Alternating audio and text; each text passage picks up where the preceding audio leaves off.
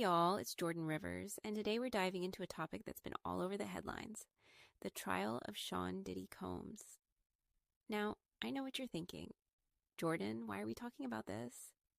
Well, because it's a big deal, and it's not just about a celebrity. It's about power, control, and the stories of women who deserve to be heard. So, here's the deal. Sean Combs is facing some serious federal charges. We're talking racketeering, sex trafficking, transporting women for prostitution, the kind of charges that don't come lightly, especially when they say it happened over years, from around 2008 all the way up to 2024. What's really interesting is that Diddy has been brought on RICO charges by himself. Usually RICO charges come with multiple defenders. Prosecutors allege that Combs ran this criminal enterprise where women were exploited and controlled, often through threats, drugs, and even firearms.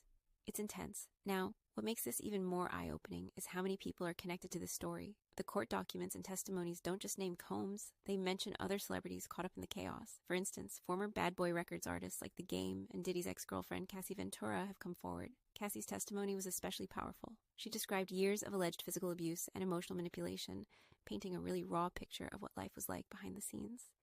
Then there's celebs like Usher, Justin Bieber, Jennifer Lopez, Jay-Z, Beyonce. I mean, even the dad from Family Matters was also mentioned, along with others who spoke about freak-off parties where women were pressured into sexual acts, sometimes while intoxicated or drugged. And it doesn't stop there.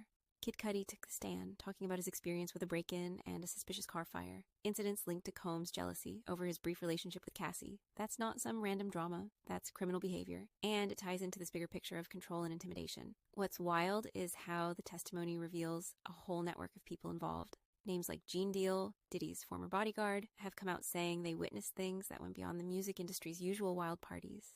There's talk about how the enterprise used fear, manipulation, and even violence to keep women compliant. From where I'm sitting, as a young woman trying to make sense of all this, it's honestly heartbreaking and frustrating. We hear stories like these, and too often, women's voices get drowned out or questioned. It's like, are you sure? What were you doing there? Why didn't you leave sooner? And yet, when someone with as much power as Diddy is involved, it's so much harder to break free.